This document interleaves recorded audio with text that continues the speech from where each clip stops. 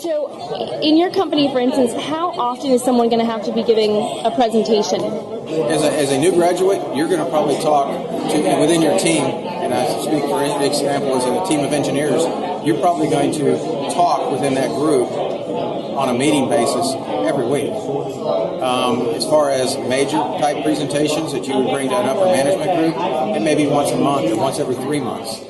But you need to be prepared for that. A lot of people get nervous, or they want to shy away from doing those things. I would tell everybody to take the opportunity every time they get the chance and make it better than the last time. About every other day, we have engineers going to the presentations. These days, we're tasking our young engineers with more and more responsibilities, and they are making PowerPoint presentations, and they are going up in front of some critical customers and making presentations.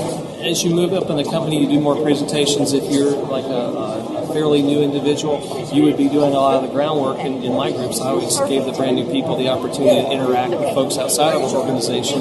That way they could demonstrate whether they could do it or not. So being able to speak well, to be able to speak clearly, and be able to convey your ideas both graphically and verbally is very important.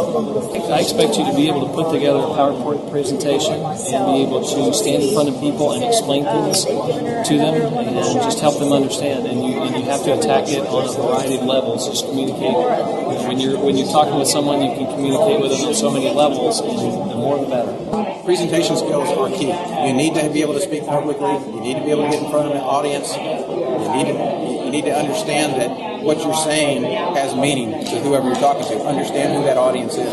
It's all in how you come across to people. Your confidence, your experience, your knowledge has to be pulled into that, but you have to exude the confidence. You have to, and it has to be truthful. Everything you do has to be truthful, but presentations tell people who you are, and that's generally how people get noticed initially.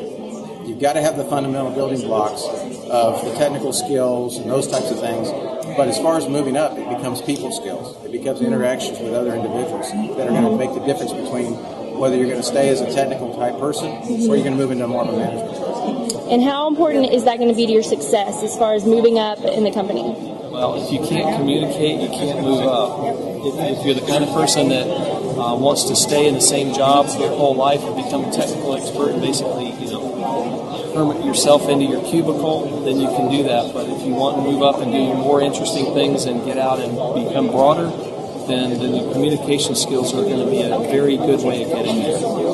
The more people you know, the more people that know you, you kind of got to go around. Like where I work, there are a lot of opportunities, like to come out and go recruiting, but they don't exactly advertise that. If you don't communicate, talk with your managers, go out and ask people, go ask people that have experience, you're not going to learn things, you're not going to get the opportunities that other people are going to get. You can't just be technical in our organization. I'd say most consulting organizations require strong analytical people that understand how to communicate their ideas.